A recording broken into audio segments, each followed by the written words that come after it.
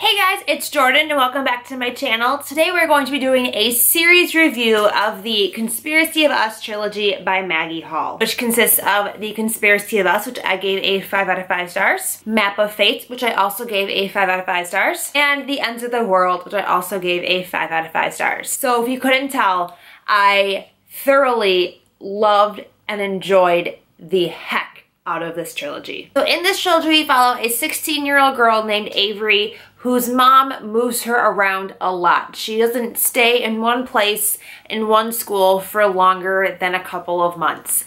And at the start of the first novel, they've just moved to Minnesota and she's just getting into the groove of her new school. Because of this, she hasn't been able to engage in a lot of normal teenager situations like prom. And prom is coming up at the beginning of the book and she wants nothing more than to go. However, her mom is extremely overprotective and will not let her go to prom. Her mom is out on a business trip and she decides to sneak out and go to prom. While she is there, she runs into another one of her classmates who she had previously seen with surveillance photos of her. He approaches her and tells her that she is actually a part of this long-lost secret society organization that basically rules the world. She actually plays a very vital role in a centuries-old prophecy that could save our world, doom our world, change the world as we know it. So obviously, based on that synopsis, this book immediately appealed to me. If you've been on my channel for a while, then you know that I absolutely love books that feature secret societies, secret organizations that are trying to rule the world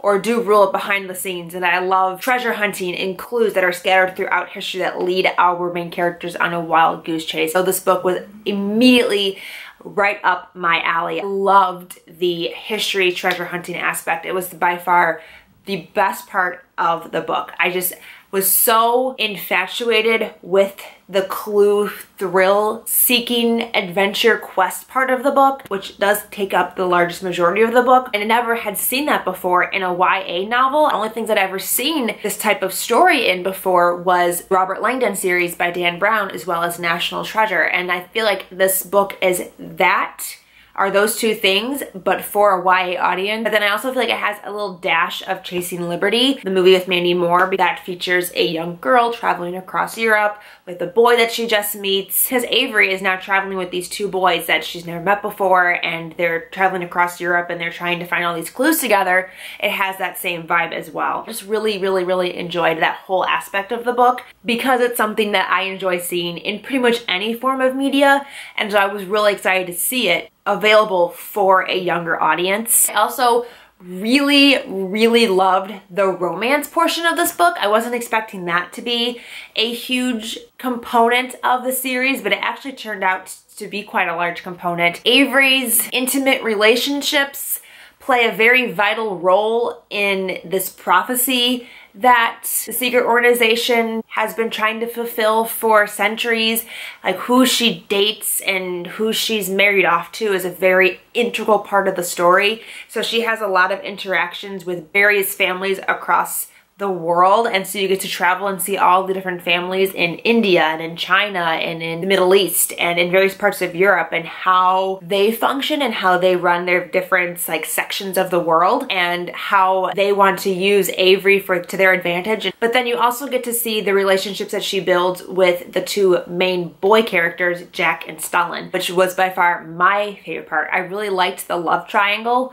I am usually a person who immediately attaches to one side of the love triangle and is like gung-ho with that side. And this one I actually found myself flip-flopping quite a bit. I really liked the push and pull. She has very different relationships with both the boys and they balance very different parts of herself, and she recognizes this in the books and she talks about how they fulfill and complement her in different ways. I just really liked their dynamic a lot, and it reminded me a lot of Jem, Will, and Tessa from The Infernal Devices. Not as dramatic. Felt the same feelings about this love triangle I did about that one. The only things that I really didn't like about this trilogy were there were some instances where I really had to suspend my disbelief. Like at the very beginning, within the first 30 pages of the first book, Avery is whisked away to Paris with these two boys. And just I found it so unbelievable that a 16-year-old girl would just jump on a plane, two strangers, one of them who is wielding a knife and threatening to kill her, and go to Paris with them. I kept thinking stranger danger in my head the whole time. And there's a couple other instances where Avery makes really rash decisions like that. There aren't really consequences to them. Like, I get that 16-year-olds make rash decisions all the time, but usually they come with consequences. Everything that Avery did like that just seemed to work out in her favor. I feel like they're great for fans of contemporary who want something that's a little bit more than just a romance. If you're looking for an action, you still love that romance that contemporary typically features,